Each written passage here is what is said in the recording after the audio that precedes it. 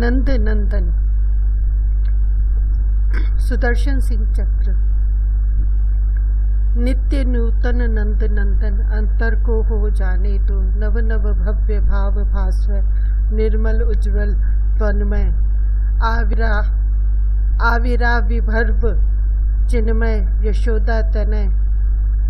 जगत में जीवन में मन में जन गण में वन में भी मेरे तुम रहो एकमात्र, लोचन रहे तब छवि सुधा पान पात्र। अपनी बात मेरे एक मित्र कहते हैं, तुम इस अंत में लिखे जाने वाले अंश को पहले लिख लेते हो। उनकी बात ठीक है। मैं पुस्तक को वहीं से लिखना प्रारंभ करता हूँ जहाँ से वह छपती है और पढ़ी जाती है। जानता हूँ कि दो शब्द अपनी बात, भूमिका आदि कहा जाने वाला यह अंश प्रायः अंत में पुस्तक प्रायः छप जाए तब लिखा जाता है और इसमें अपनी कठिनाइयों की चर्चा होती है। पुस्तक की विशेषता भी कभी कभी कही जाती है। सहायकों को आभार धन्यवाद आदि दिया जाता है और यह सब तो अंत में ही किया जा सकता है। मुझे इनमें से प्रायः कुछ नहीं करना रहता। पुस्तक के संबंध में कुछ कहना है तो वह वैसे ही अब भी है जैसे अंत में रहेगा। पुस्तक छपेगी ही यही निश्चय नहीं रहता, तो इस बार तो अपने लिए ही लिखना है। छप जाए तो कन्हई का कार्य, न छप जाए तो भी अपना उद्देश्य तो पूरा हो ही रहा है। आभार किसी को देना नहीं रहता, किसे दूं? कृष्ण साथ न दे तो कुछ लिखा ही न जाए, किंतु श्याम का आहार यह इतना संकोची और अपने से अभिन्न, इसको तो है ही सब कुछ, इसका तो है ही सब कुछ। शब्द भी तो मेरे नहीं, लेखनी पकड़कर कागज काला करने का श्रम मात्र मैंने किया है। कोई कभी पढ़ सकता है, किंतु यदि उसके हृदय में इससे किंचित भी कृष्ण प्रेम की प्रतीति जागती है तो मैं अग्रिम आभारी, और यदि वह भक्त हृदय है तो उसकी अहेतुकी अकारण कृपा अपने आप मुझे प्राप्त होती है। ब्रज राजकुमार का यह चरित्र वैसे तो वह भगवान वासुदेव, श्री द्वारिकाधीश और पार्थ सारथी के क्रम की अंतिम कड़ी है, किंतु अपने आप में स्वतंत्र है, विषय एवं शैली दोनों ही दृष्टियों से। पहले भगवान वासुदेव से जो श्री कृष्ण चरित्र प्रारंभ हुआ वह ऐश्वर्य चरित्र पार्थ सारथी पर पूर्ण हो गया। वह भूभारहारी श्री हरि का पूर्णावतार चरित्र है। अनंत ऐश्वर्य षोडश कला संपूर्ण पूर्ण पुरुष पुरुषोत्तम श्री कृष्ण का चरित्र है। वह श्री कृष्ण वासुदेव है, चतुर्भुज शंख चक्र गदा पद्मधारी है। केवल गरुड़ ध्वज रथ ही उनका नहीं है, गरुड़ासन भी है। समस्त ऋषिगण श्री द्वारिकाधीश को साक्षात नारायण कहते हैं। उन्होंने स्वयं अपने संबंध में यह कहा है, यस्मात्तक्षरमतीतो अहम अक्षरादपि चोत्तम अतो अस्मि लोके वेदे च प्रथिते पुरुषोत्तम है। अहम सर्वस्य प्रभवो मत्तः सर्वं प्रवर्तते। सर्वेश्वरेश्वर श्री कृष्ण अनंत ऐश्वर्य और उसे प्रकट करने में उन्हें कोई संकोच नहीं है। इससे सर्वथा भिन्न स्थिति है ब्रज की और श्री ब्रज राजकुमार की। ब्रज में इन्होंने किसी असुर को मारने के लिए लाठी तक तो उठाई नहीं। ब्रज में ही नहीं, ब्रजपति जब तक मथुरा में रहे तब तक भी और प्रभास में सिद्धपुर में भी ब्रजवासियों के सम्मुख श्री कृष्ण सदा द्विभुज है। ब्रज में ऐश्वर्य है, अनंत ऐश्वर्य है। ऐसा लगता है कि मथुरा, द्वारिका, हस्तिनापुर में इस ऐश्वर्य की केवल छाया है, किंतु यहाँ ऐश्वर्य इतना प्रेम आच्छादित है कि दूसरे को तो दूर स्वयं श्री कृष्ण को भी स्मरण नहीं रहता कि उनमें कुछ ऐश्वर्य भी है। इसलिए यह नंदन नंदन अपने आप में परिपूर्ण सर्वथा स्वतंत्र ही है, ऐसा कहने में मुझे कोई संकोच नहीं है। यह श्री कृष्ण का ब्रज चरित्र माधुर्य चरित्र है। इस माधुर्य से ऐश्वर्य सर्वथा आच्छादित है, ऐसा आच्छादित कि सामने दिखता हुआ भी उस पर दृष्टि नहीं जाती। इसमें ब्रजेंद्र नंदन अपना है, सर्वथा अपना और अतिशय सुकुमार, अत्यंत भोला, परम भावमय है। केवल तब ही अंतर विपत्ति की व्याकुलता में अथवा वियोग की वहनी में विक्षिप्त हो उठे ऐश्वर्य स्मरण आता है, किंतु बहुत क्षण स्थायी होता है ऐश्वर्य की स्मृति। जैसे ब्रज के लोगों के मानस में ऐश्वर्य बहुत डरते डरते, बहुत संकोच पूर्वक कभी आता है और वहाँ प्रेम के देवता को प्रतिष्ठित देखते ही भाग खड़ा होता है। वैसे भी भावुक भक्तों का भाव है कि ब्रजेश तनय तो ब्रज भूमि त्याग कर कहीं एक पग भी नहीं जाते। ब्रज में जो ऐश्वर्य यदा कदा प्रकट भी हुआ वह उनका नहीं है, उनमें आविष्ट श्री वासुदेव का है वह सब। और वे वासुदेव ही फिर मथुरा, द्वारिका, इंद्रप्रस्थ, कुरुक्षेत्र, हस्तिनापुर आदि की लीलाएं करते हैं। भूभार हरण उनका ही कार्य है। श्री यशोदा कुमार तो भक्त हृदय धन है। वे केवल प्रेम परिपूत प्राणों को सनात करने के लिए कभी कदाचित अपनी नित्य चिन्मय लीला का आविर्भाव करते हैं। भजते तादृशी ही क्रीड़ा यह श्रुत्वा तत्परो भवेत्। यह ब्रज चरित श्रवण स्मरण चिंतन के लिए है। यह न अनुकरणीय है, न उपदेश है और न कहीं आदर्श की स्थापना। यह तो मानस में आवे तो वह प्राणी माया के मोह जाल से विमुक्त हो जाए। यह ध्येय चिंतनीय है। इसलिए इस खंड को पृथक ही रखना मुझे अच्छा लगा और अंत में भी रखना, क्योंकि धर्म योग ज्ञान का परिपाक परम फल है नंद नंदन का अनुराग। ऐश्वर्य के चिंतन से पवित्र हृदय में इस लीला का आविर्भाव संभव है। ब्रज युवराज सदा शाश्वत होकर भी नित्य नूतन है, अतः इनका चरित्र भी नित्य नवीन है। यह इतना प्रिय है सिद्ध तपोधन महामुनिंद्रों को कि इसका गान इन अलक्ष्य नित्य काय लोगों में कभी भी रमित नहीं हुआ करता। आप इसे मेरा श्रवण कहें, शैली कहें, कल्पना कहें, चिंतन कहें, मुझे पता है कि इनमें से कुछ मेरे पास नहीं है। पता नहीं क्यों कन्हई का मेरे साथ प्रारंभ से पक्षपात है और इसीलिए जहाँ यह नटखट नंदलाल मुझे सदा संभालता रहा है, सहारा देता रहा है, वहीं कुछ लिखवाता भी रहा है। मैं इसके शब्दों को केवल कागज पर उतारता रहा हूँ। अब यह जो इसके चरित्र को वाक्यों में व्यक्त करने की साध है, उसे यह सफल करेगा ही। यह स्वयं या इसके अपने नित्य जनमानस में कब क्या कहेंगे, यह तो अभी मुझे भी पता नहीं है, किंतु मेरे मौन में मुखरित उनकी वाणी का ही यह अवतरण है। मुझे कुछ कहना है तो केवल अपने इस कन्हई से ही कि तुम अब अंतर में आओ और अपने चारों चरित्रों को उद्भासित करो, जीवन में ज्योति बनो, मन में ही नहीं दृगों के सम्मुख भी पधारो और अपने स्नेह सलील से सिंचित करो तन मन प्राण। ब्रज राजकुमार अपने सहज भोलेपन से कहो ओम हाँ।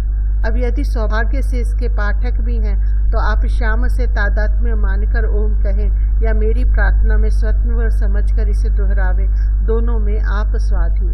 सुदर्शन सिंह, हरिद्वार, पुरुषोत्तम मासीय, कृष्ण द्वादशी, संवत 1931 विक्रम संवत। प्रस्तावना। सृष्टि सत्य नहीं है, आभास मात्र है। इसका अभिन्न निमित्तोपादन कारण जो सत्ता है वह चिन्ह मात्र है। वह अद्वय सत्ता निराकार, निर्विकार, निर्धर्मक, निर्विशेष, निर्गुण है, अतः निष्प्रयोजनीय है, क्योंकि प्रयोजन सदा व्यक्ति का होता है। उस अद्वय सत्ता में व्यक्त अव्यक्त दोनों कल्पित है, अतः व्यक्ति भी उसमें स्वप्नवत ही भासते हैं। वह सत्ता न किसी का प्रयोजन है, न उसका कोई प्रयोजन है और न उससे किसी प्रयोजन की पूर्ति होती, क्योंकि उनमें दूसरा है ही नहीं। श्रुति, शास्त्र और संतों की समस्त वाणी सब प्रयोजन है। यह व्यक्ति के लिए है, प्रयोजन ही व्यक्ति का होता है। श्रुति, शास्त्र, संत वाणी का प्रयोजन नहीं मानेंगे तो वह व्यर्थ हो जाएगी। प्रयोजन अधिकारी के अनुसार होता है, अतः यह वाणी भी अधिकारी के लिए उसके अधिकार के अनुरूप साधन का निर्देश करती है। अधिकारी का आधार है अंतःकरण, अतः समस्त वाणी सब साधन साध्य का निरूपण अंतःकरणवान पुरुष के लिए है। सामान्य चेतन अर्थात ब्रह्म तो अंतःकरण भी है और उसका प्रकाशक भी। वह वाणी का, मन बुद्धि का भी विषय ही नहीं है। वह है उसका जो प्रतिपादन श्रुति शास्त्र में है, वह भी सप्रयोजन है और वह प्रतिपादन निषेध मुख से ही है। वह सामान्य चेतन किंचित सविशेष हुए बिना किसी का प्रयोजन नहीं बनता और न उससे किसी के प्रयोजन की पूर्ति होती। अतः उसका जो प्रतिपादन है श्रुति शास्त्र में उसे किंचित सविशेष बनाकर ही है। वह निर्विशेष है, निर्गुण है। यह कहना भी उसे सगुण सविशेष से कुछ भिन्नता विशेषता देता है या नहीं। प्रयोजन अंतःकरणवान पुरुष का है और यह प्रयोजन है अंतःकरण से सदा के लिए पिंड छुड़ा लेना, क्योंकि समस्त आध्यात्मिक साधनों का उद्देश्य दुख की आत्यंतिक निवृत्ति, तथा शाश्वत सुख की प्राप्ति ही है, और यह प्रयोजन अंतःकरण संयुक्त रहते पूरा हो नहीं सकता। अंतःकरण त्रिगुणात्मिकता प्रकृति का कार्य है, अतः उसमें कोई एक गुण नित्य जागृत नहीं रह सकता। उसमें तो कभी सत्व गुण, कभी रजोगुण और कभी तमोगुण का प्राबल्य होगा ही। अतः दुख की आत्यंतिक निवृत्ति का अर्थ ही है अंतःकरण की अंत्येष्टि। सामान्य चेतन निष्प्रयोजन भले हो, किंतु जब तक वृत्त्यारूढ़ होता है तब तक अंतःकरण आरूढ़ चेतन से उसका तादात्म्य हो जाता। इस तादात्म्य को ही ब्रह्म आकार वृत्ति कहते हैं, और यही मुक्ति का हेतु है। क्योंकि सामान्य चेतन से एकत्व का बोध होने पर अंतःकरण का बोध हो जाता है, तब आकाश की नीलिमा के समान उसकी प्रतीति भली बने रहे तब आकाश की नीलिमा के समान उसकी प्रतीति भले बनी रहे, किंतु उसमें व्यवहार संभव नहीं है। प्रतीति से तादात्म्य होकर ही व्यवहार होता है। रज्जु में सर्प की प्रतीति है, तभी तक उससे भय, भागना, बचना या उसे मारने का प्रयत्न है। उसकी प्रतीति भले सर्पाकार बनी रहे, वह रज्जु है, यह जानते ही उसके साथ सर्पवत व्यवहार समाप्त हो जाता है। वृत्ति आरूढ़ सामान्य चेतन व्यवहार का निवर्तक है। एक बार, एक क्षण के लिए ही रज्जु के ठीक स्वरूप का बोध हो जाने पर उसको बार बार देखना आवश्यक नहीं रहता, और न उसके साथ सर्प का व्यवहार ही रह जाता।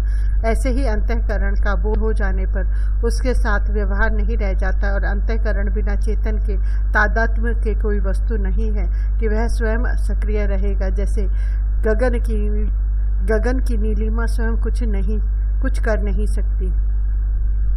शरीर की अत्यंत सामान्य आवश्यक क्रिया भी अंतःकरण के साथ किसी तादात्म्य होने से ही होती है।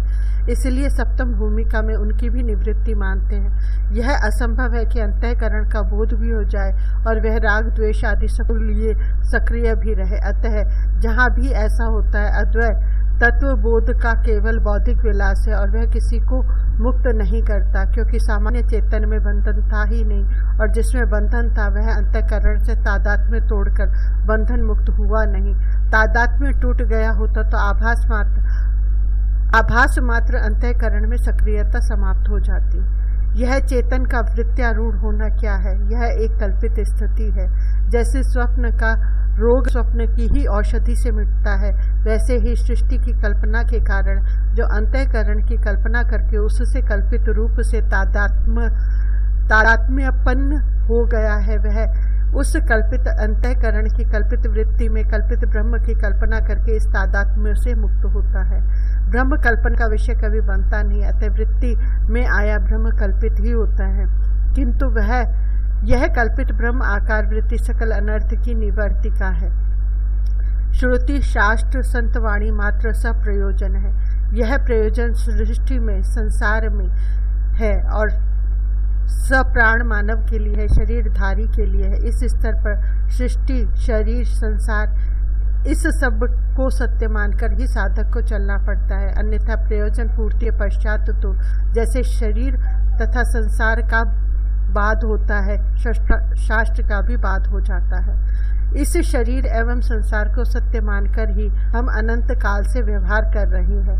इसी में जन्म मरण है, इसी में सुख दुख है, और इसी के सुख दुख जन्म मरण के बंधन से छुटकारे का साधन शास्त्र बतलाते हैं।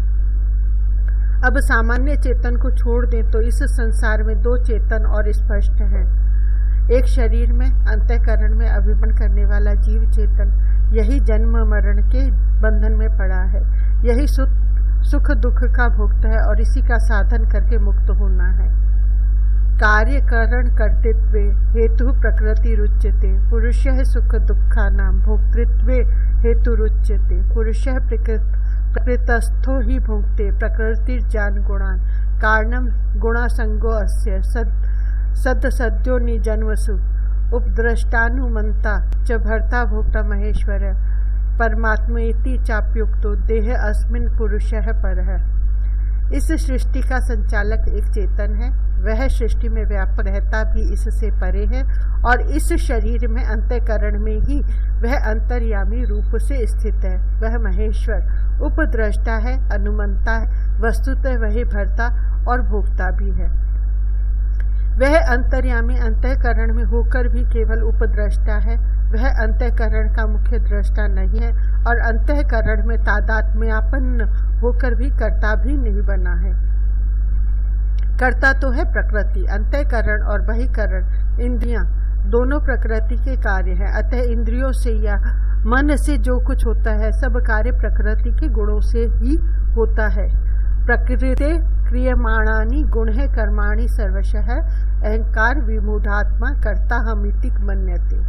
वस्तुतः जीव किसी कर्म का कर्ता नहीं है, किंतु अहंकार से मूर्छित प्राय होकर प्रकृति के गुणों से हुए कार्यों को वह अपने में आरोपित करके अपने को कर्ता मान लेता है। यह मान लेने के कारण ही कर्म के शुभ अशुभ फल का वह भोक्ता बन जाता है। जो महेश्वर है, प्रकृति का संचालक है, वही वास्तविक भोक्ता है, लेकिन वह इस शरीर अभिमानी जीव का भरता है। इसका भरण पोषण वही करता है। अतः जब अज्ञानी जीव अपने को कर्ता मान लेता है तब वह इसकी मान्यता का अनुमोदन कर देता है। वह अनुमंता बना रहता है। इदम शरीरम कौन्तेय क्षेत्रमित्यभिधीयते एतद्यो वेति तम प्रभु क्षेत्रज्ञ इति तद्विदः क्षेत्रज्ञम चापि मम विद्धि सर्वभिः क्षेत्रेषु भारतः। यह शरीर क्षेत्र है, इसमें पाप पुण्य की खेती होती है और उससे सुख दुख उत्पन्न होते हैं। इस शरीर को जो अपना जानता है वह क्षेत्रज्ञ है, किंतु वास्तविक क्षेत्रज्ञ प्रति शरीर भिन्न शरीर भिन्न जीव नहीं है। वह सब क्षेत्रों में एक ही है। द्वाविमौ पुरुषो लोके क्षरक्षश्चाक्षर एव च क्षरः सर्वाणि भूतानि कूटस्थो अक्षर उच्यते उत्तमः पुरुषः त्वन्यः परमात्मेत्युदाहृत यो लोकत्रयमाविश्य विभक्तर्यव्यय ईश्वरः। इस संसार में दृश्य प्रपंच में दो पुरुष है। एक क्षर विनाशी, यह सब प्राणी पदार्थ है। परिवर्तनशील संपूर्ण पंचभूतात्मक सृष्टि क्षर है। इस कूट झूठ प्रतीयमान में जो अविनाशी नित्य अक्षर स्थिर है वह जीव है। वह एक एक अंतःकरण को अपना माने बैठा है। इन दोनों क्षर अक्षर से जो उत्तम है वह अन्य है, इनसे परे है, उसे परमात्मा कहा जाता है। वह तीनों लोकों में प्रविष्ट होकर इनको धारण करता हुआ भी अव्यय है, निर्विकार है। यह अव्यय परमात्मा अंतर्यामी पुरुष है। अब प्रश्न है कि यह निर्विशेष है या सविशेष, सगुण है या निर्गुण है। इतना ध्यान रखें कि यह प्रश्न सामान्य चेतन के संबंध में नहीं है। यह प्रश्न भर्ता भोक्ता महेश्वर अंतर्यामी के संबंध में है। जो भर्ता भोक्ता महेश्वर है, जो सृष्टि का कर्ता पालक संहारता है, वह निर्गुण निर्विशेष कैसे होगा? वह सगुण है, सविशेष है। वह अक्षर अक्षर पुरुष से अन्य है, यह उसकी विशेषता है। असार वह भरता है, भोक्ता है, संचालक है, यह उसके गुण है। सृष्टि है तो उसका संचालक पालक सगुण ईश्वर भी है। जैसे शरीर है तो शरीर अभिमानी जीव भी है। वह अंतर्यामी ईश्वर भी उपद्रष्टा अनुमंता तटस्थ ही है। अंतरात्मा की प्रेरणा आपको होती भी हो तो वह वासनावान मन की शैतान की प्रेरणा है अथवा सचमुच अंतर्यामी की प्रेरणा है, यह निर्णय कर लेना बहुत ही कठिन है।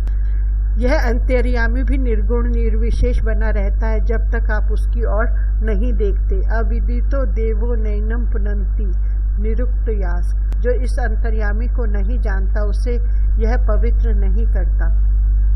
व्यापक एक ब्रह्म अविनाशी सतचेतन घन आनंद राशि अस प्रभु हृदय अछत अविकारी सकल जीव जगदीन दुखारी। एक व्यापक एक अविनाशी सच्चिदानंद घन सामान्य चेतन ब्रह्म है। ऐसे भ्रम में मत पड़िए, क्योंकि सामान्य चेतन में तो हृदयस्थ का भेद नहीं है। यह है हृदयस्थ अंतर्यामी और प्रभु है, सर्वसमर्थ है, किंतु इसके हृदय में रहते हुए भी सब जीव दीन है, दुखी है, क्योंकि यह अविकृत है। इसमें अपनी ओर से कोई क्रिया नहीं है, न क्रूरता न कठोरता। यह अविकारी तभी तक अविकारी है जब तक आप इसे ऐसा रहने देते हैं। आप इससे तटस्थ हो तो यह भी आपसे तटस्थ भरता भोक्ता बना बैठा है, इसका स्वभाव है। ये यथा माम प्रपद्यन्ते तांस तथैव भजाम्यहम्। अतः जब आप इसकी ओर देखने लगते हो, इससे अपेक्षा करते हो, तो यह आपसे तटस्थ नहीं रह सकता। यस्मात्क्षरमतीतो अहम अक्षरादपि चोत्तमः अतो अस्मि लोके वेदे च प्रथितः पुरुषोत्तमः। यो मामेव सम्मूढ़ो जानाति पुरुषोत्तमम् स सर्वविद भजति माम सर्वभावेन भारत। क्षर से विनाशी से वह अतीत है, परे है, किंतु अक्षर से परे कैसे होगा? अक्षर से उत्तम है, वह अक्षर का शाखा है, किंतु वरिष्ठ शाखा है। श्रुति ने कहा है, द्वा सुपर्णा सयुजा सखाया। जो इस पुरुषोत्तम को जान लेता है वह असम्मूढ़ है, अहंकार विमूढ़ात्मा वह नहीं रहा, अतः कर्ता अहम भी वह नहीं मानता, वही सर्वविद है। अब वह सर्वभाव से उस पुरुषोत्तम का ही भजन करता है। सर्वभाव से भजन, यह भागवत धर्म की विशेषता है। जब अहम कर्ता नहीं रहा तो मन है इंद्रियों की सब क्रियाओं का कर्ता कौन? ईश्वर सर्वभूतानां विदेशे अर्जुन तिष्ठति भ्राम्यन् सर्वभूतानि यंत्रारूढ़ानि मायया। सब भाव उसी अंतर्यामी के, सब भावों का वह संचालक और भोक्ता तो वह महेश्वर है ही। अतः यत् करोषि यदश्नासि यज्जुहासि ददासि यत् तपस्यासि कौन्तेय तत्कुरुष्व मदर्पणम्। जो कुछ इंद्रियों से मन बुद्धि से करते हो, जो भोगते हो, जो यज्ञ करते हो, जो स्वत्व त्याग करते हो, जो जानबूझकर कष्ट सहते हो, सब उसी सर्व संचालक पुरुषोत्तम को समर्पित कर दो। यह करो, यह मत करो, यह शुभ, यह अशुभ, इस प्रकार का उपदेश धर्म शास्त्र करता है और इसमें केवल मनुष्य का अधिकार है। लेकिन भागवत धर्म में प्राणी मात्र का अधिकार है और इसमें कर्ण का निर्णय नहीं है, कर्म मात्र का निवेदन है।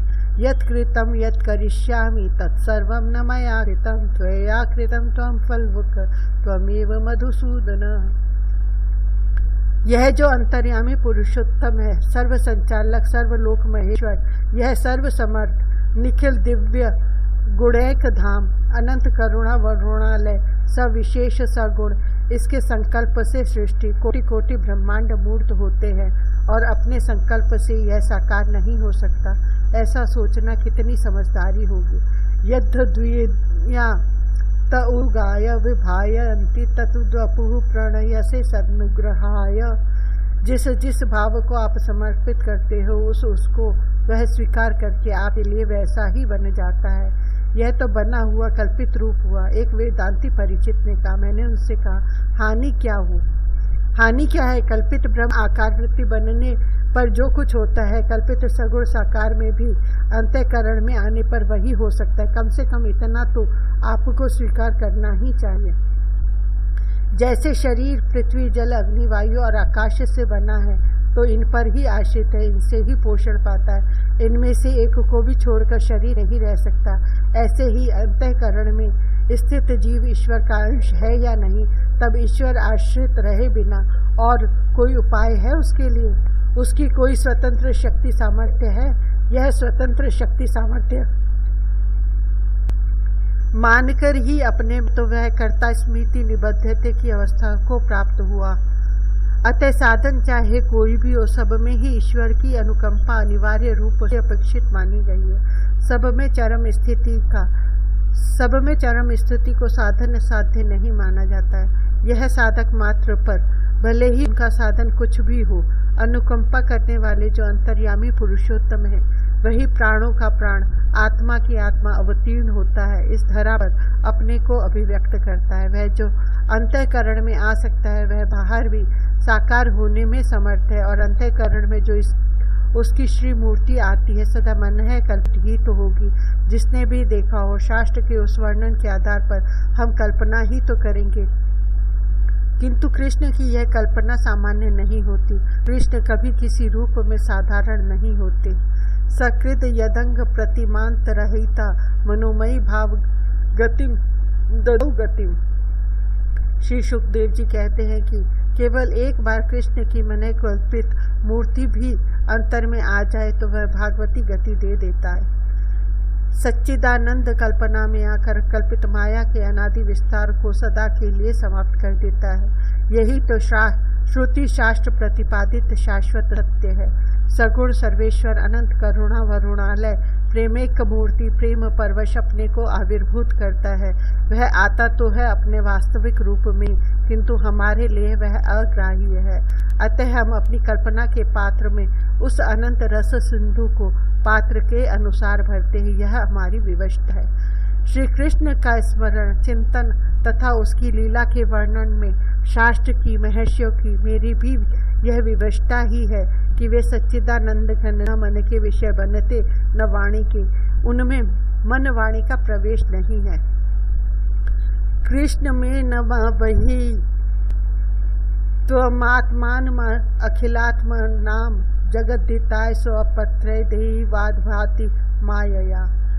यह जो आपका विकारी सच्चिदानंद और अंतर्यामी है, वह साकार होकर सामने आ जाए तो कैसा लगेगा, कैसा होगा, यह बुद्धि सोच नहीं सकती। हमारी आप सबकी एक विवशता है, बहुत बड़ी विवशता, कि हम जैसे देखते सुनते सूंघते छूते रस लेते सोचते हैं, इससे भिन्न कुछ भी हो तो हमारे लिए समझना असंभव हो जाएगा। जैसे आपने देखा होगा दीपावली पर बनी चीनी की मूर्तियाँ, इनमें श्री कृष्ण मूर्ति भी होती है, हो तो सकती ही है। अब उस मूर्ति में वंशी पटुका केश नेत्र आदि सब में समान मिठास है या अधिक कम। यदि वह मूर्ति कदाचित हंसने बोलने चलने लगे तो क्लेश कर्म विपाकाशयी परामृष्ट है, पुरुष विशेष ईश्वर है। योग दर्शन के इस सूत्र के अनुसार ईश्वर में न अविद्या अस्मिता राग द्वेष अभिनिवेश ये पंच क्लेश है, न कर्म फल उसे स्पर्श करते, न उसके अंतःकरण होता। श्री कृष्ण का संपूर्ण श्री विग्रह, उसके वस्त्र माला आभरण वैश्य आदि सब विशुद्ध सच्चिदानंद घन है, अर्थात वैसे ही सच्चिदानंद घनीभूत होकर यह मूर्ति बना है जैसे चीनी से बनी मूर्ति हो। श्री कृष्ण के श्री विग्रह में स्थूल सूक्ष्म कारण शरीर नहीं है, पंचभूतात्मक न होने से स्थूल शरीर नहीं है, अंतःकरण आशय न होने से सूक्ष्म शरीर नहीं है, अविद्या रूप कारण शरीर भी नहीं है। वह श्री विग्रह केवल चिद्घन है। यह तो ठीक, किंतु जहाँ मन बुद्धि नहीं है वहाँ श्री कृष्ण कैसे सोचते हैं, कैसे किसी के प्रेम का अनुभव करते हैं, कैसे वे भावना करते और भावना समझते हैं, वे कैसे सोते या जागते हैं उनमें जब इंद्रियां नहीं हैं। चीनी की मूर्ति के समान वे चिद्घन है तो उनके नेत्रों से देखने और नासिका से सूंघने का भी क्या अर्थ। उनके नेत्रों में या मन में जितनी चेतना है उतनी ही उनके पद नख में, केशों में, वस्त्र में, वंशी में भी है। वे सब कहीं से देखते सुनते छूते सूंघते सोचते हैं। यह सत्य है, परम सत्य है, किंतु समझ में आवेगा? इसे मानकर चलने पर ध्यान में आवेंगे ब्रजराज कुमार या उनके चरित्र की चर्चा भी की जा सकेगी। अतः हमारी ही भाषा में शास्त्र बोलते हैं क्योंकि हमको समझाने के लिए बोलते हैं। देश काल जिसमें कल्पित है वह सगुण तत्व भी साकार होता है तो अपने में देश काल तथा देह इंद्रियों को हमारे समान प्रतीति कराकर हमारे समान लीला करता है। वह हमारे समान होकर हमारे मध्य आविर्भूत होता है। यह विशद विवेचन बुद्धिमानों के लिए रहने देकर हमारा उद्देश्य, हमारा प्रयोजन सरलता से सम्यक सिद्ध हो सकता है, क्योंकि सगुण साकार श्री ब्रज राजकुमार बुद्धि गम्य नहीं है, श्रद्धेक गम्य है। अतएव श्रद्धा सहित मन लगाकर हम प्रयत्न करें कि इसकी परम मधुर सुधा स्तोत्रस्विनी मंजू लीलाओं का अंतःकरण में आविर्भाव हो।